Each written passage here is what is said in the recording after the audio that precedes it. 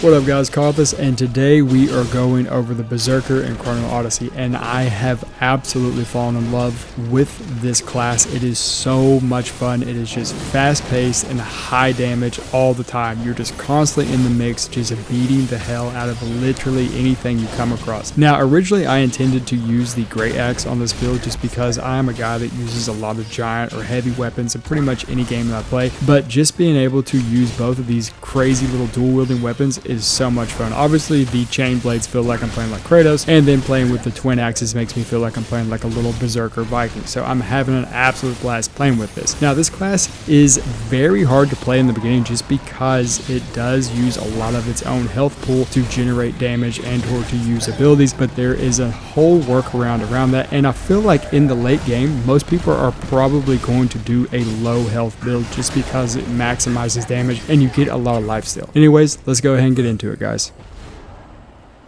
Alright guys, I'm going to start with the gear. So as you saw from the opening, we were definitely using chain blades and we are using twin axes. Now I really like these. If you've been watching any of my content in the past year or so or whatever, you know that I'm someone that likes to use giant weapons, but I didn't have the time to mess with that, and these just felt more my playstyle. As far as the chain blades, they are insanely fun. I absolutely love the way they play. We didn't get the best roll. As you look at the bottom, we got Dexterous Priest. Wisdom and Dexterity, not the craziest thing, not the worst thing either, but as far as the twin axes, we got Sturdy Warriors, and that's 20 strength and 9 vitality. That is absolutely what I'm looking for on this build. I want to be aggressive in the face. I want to have some constant health regen. I just want to do fat damage. So these are really fun together. Obviously, you can do this build any way you want. As far as the armor, we're in a 3-piece medium, 2 heavy, and 1 light. The chest piece is pretty good. We have strong scholars. Not the best thing, but it has strength attached to it. If you look at the bottom, pretty much everything we have has just random stats. I would love to be able to change the stats, but nothing we can do about it. We barely had any time to do anything this weekend. That's okay. As you can see right here, we're running 2 heavies as the head and the legs, and then the rest is medium with 1 light back. I'm pretty sure the cape, cloak, whatever you want to call it, is always going to be light. I'm not 100% on that, but if you look at everything else, we are going for destroyer as much as possible, and that gives us the damage boost. If you look at the very bottom, almost everything I'm running has destroyer. Now this has guardian on it, or breach, and this one has guardian on it. So this is your tanking right here, but these are where the damage is coming from. As far as accessories, we have full perps. Now you get full perps just by doing the bounty quest lines. All you gotta do is kill all the bounties, and they are stupid easy to do. So these are very easy to get your hands on, and that just gives you some good stuff down there at the bottom. As far as the rest of the gear, here's other things that I change in and out, or was quite a bit, but this is kind of what I settled on. And then all the other perps that I have are just random drops from random mobs that I kill. It's pretty easy to get these to drop. Probably change that in the future. And if you're playing the beta, you already know that the trial gear is literally some of the best gear that you can get, and probably the best gear that you can get early on. So if you play this game in the future, or another beta or whatever, or when the game fully comes out, just try to get to the trial as fast as you can. Say level 12 or higher, and go ahead and get your trial gear because it is insanely good. All right, starting off with the chain blades, here are the skills that we're using. First off, we're using sweeping slash. I feel like most people that play with chain blades are going to use this. Now it is very rough to use in the beginning. As you can see, it takes 15% of your health bar every time you use it, and you could pretty much spam this because it's on a 3-second cooldown. So you need to be wary of that. If you get too low on health, you're not allowed to spam it anymore. You just can't use the ability, but it's really good to weave it in and out of your basic attack combos. And I put 1 more point in it just to give us super armor so we can't get staggered out of it, because sometimes I have been hit and knocked out of it, and it just kind of sucks because then we're just taking extra damage for no reason. As far as the next skill, I ran this. Now you can run anything as your secondary. I ran Glacial Strike. I changed it from running this. This is very good, but we didn't need that much anymore. I really don't have a problem surviving on this build at all. I did in the beginning, but once I hit like level 12, I stopped having to worry about survivability, and I stopped using potions altogether. I literally just kind of use the special move on this. We'll go over it in a bit, but Glacial Strike, I use this just to get fat damage and to kind of get out of some of the damage, because you go backwards and then slam back in, and when you do that, it puts chill on, and that is what we're using for piercing cold, just to stack chill so we can do a little bit more damage based on chill stacks. Now since we're talking about chill stacks, let's go over the passives. I have 1 point going into Bloodthirst just because we are doing a lot of weaving with our basic attacks. You know, weaving, you're just doing basic attacks, then going back to the abilities, then basic attacks, back to abilities, so on and so forth. If you don't know what that is, I feel like most people do though. And then since we're doing so much weaving or basic attacks, I put another point into this just to get our scrapper up or our damage up. So 10% more damage on basic attacks. Not really needed. Doesn't really matter though. So I'm just trying to spread our points as is. Then Hour of Vengeance grants Bloodthirst upon switching back and forth. You're going to be switching a lot. So every 30 seconds, you just get a passive Bloodthirst just by switching weapons, which I think is really nice. And then of course you have Lingering Power, which increases the rage generation by 10 upon using Surging Force, and then gains Bloodthirst upon using Surging Force. And Bloodthirst is what this whole build is all about. You're just constantly getting passive healing and stacking everything up. Now, based on the special move, which is Surging Force, if you have full on 5 stacks of Bloodthirst, you can consume it and then have 35% of your health bar back. That's why I don't use potions. You literally have your own heal. So you stay in, do as much damage as possible, and then heal yourself by buffing yourself. Speaking of this over here, when we're going about the chill, I use this as well to constantly put chill on enemies. So both of these skills right here are just to put chill on enemies so we can do more damage respectively based off piercing cold, and enemies take a little bit more damage and move a little bit slower. So you can chill enemies up to 3 times, which is quite nice. And you know, if you get the full chill on them, it will freeze them, which I never really got that to proc, but it should be pretty good damage. As our kind of ultimate is what I was using is Still Vortex. Now this hits really hard and it is very, very fun to use. You need to know when to use it though, because you can be knocked out of it or you can be staggered out of it, and that could be very, very annoying. But this hits really hard. We put one more point in it just to be able to have Bloodthirst going, because let's face it, this whole build is based around running Bloodthirst. All right, and starting off with the Twin Axe. Now the first thing I'm doing is running Slaughter. This suits my playstyle. You do not have to run Slaughter at all. I'm just doing it just to have a spammable that gives me a little bit more damage on top of my basic attacks. But be wary, it is a spammable every 2 seconds and it will burn 32 rage every time you do it. So you are constantly consuming rage, but it feels like a warrior from World of Warcraft. You just kind of burn rage and just keep going. Completely up to you. If you're onto that, I would suggest maybe running Axe Throw. Axe Throw is really good. Not really my playstyle. I like to be in the mix. Feel like Axe Throw is trying to like taunt or get things from range. Not really my playstyle, but if that's what you're running, you could definitely run that. These don't really matter. This though, this pretty much matters with the build that I'm going, just because it increases our damage and our movement speed, and I think this is huge. When the full game comes out, I'm actually going to max this out and run this on pretty much every build, just because it gives us passive HP regen and it gives us the overall damage, and that's what I'm looking for. You could definitely run Immortal if you want. I just don't feel like it's worth it. We're kind of tanky and surviving anyway, so I'm not too worried about it. If you play the build right, you're fine. As far as passives, I would love to run a low health build. I have ran low health builds in multiple games and I feel like it could be very, very strong in this, but I did not run it in this one. I just kind of went on down and ran for Blood Rapture just because it gives us more damage over time and I like to have that. But full game, I'm definitely going to run a low health build and I'll go over that here in a second. Second passive, run a Colossus. Anytime that we switch weapons, it just generates more rage and gives us more stamina, just like I was going over before. It's literally the same as this. They just give us a passive buff, which is really nice anytime you switch, and you're going to be switching a lot. Now, as far as the synergies, these go with a special move over here. This is huge, but at the same time, it could be very detrimental to your health because you're constantly losing HP. But anytime that you fight, like you do a boss or anything, I highly suggest going Berserk. You should always have Berserk on when you're fighting. You're missing out on so much damage if you don't. I don't care if you're losing health. I promise you will not die on this build. I don't use health potions and neither will you. I swear to God, you can get your health back. So since you understand what Berserk does, we're running this, which allows us to trigger a dash. Now, anybody that's played with these know they have a very small hitbox. When we're Berserk, we just dash to the enemy and hit them. So it's really nice to have that on there. It makes you a lot more aggressive, especially when an enemy gets out of range. And then on top of that, I went for reciprocation. Now, you don't have to run this at all. It's very risky to run this just because it will stack up your health to lose a lot faster, but we're getting more damage out of it and more movement speed. So I think it really works on the aggressor playstyle. I was running this for a bit just because it generates rage and we can spam Slaughter a lot more while we're constantly generating rage, but this is really strong and I would not sleep on that. If you can get used to the playstyle, it is very strong. As far as our last passive, I'm running Enduring Spirit just because it helps us with HP regen, and once again, as you can see, it allows us to get back up to 40%, so you can absolutely run a low health build with this. So it's another 30% more damage based on just being under 50% health, and then you're stacking more damage with this. I swear a low health build will be insane in the full game. I just didn't have the points to tinker with it. As far as the last couple of skills, now first off, I'm running Clobber. Clobber is something I really like just because it has a knockdown, so any small enemy will be knocked down, and at any time that we use Clobber, it will put a bleed on anybody. It literally puts a bleed on anything, and bleed is already really good. I like the way bleed works. And of course, if we're low health, you put another point in this, you recover 20% HP just by using Clobber, and this is up every 25 seconds. You can put another point and have it up every 20 seconds if you want. But the reason I use Clobber is because we're pairing it with this, and I'm using this as my ultimate. Now, this delivers a massive hit. This does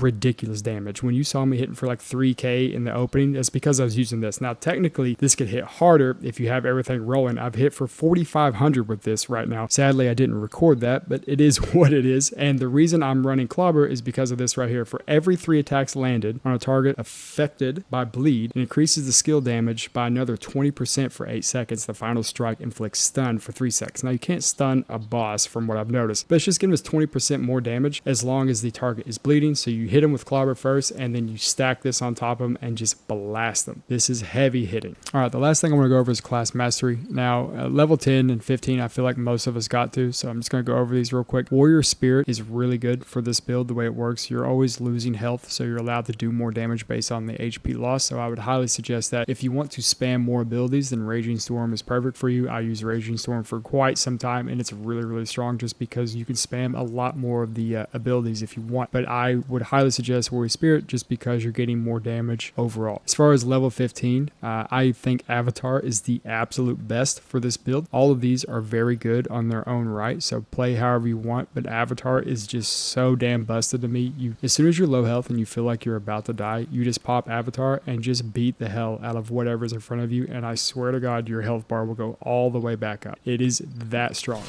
Alright guys, that pretty much sums it up. If you enjoyed it, please like, subscribe, and comment. It helps this channel out a lot, and it helps me out a lot. In the future, I may get back on another MMO just because I'm having so much fun with this. If not, then I'm going to get back on Night Rain and just do some more runs of that. Anyways, you guys have a great day, and I will see you in the future. Later, guys.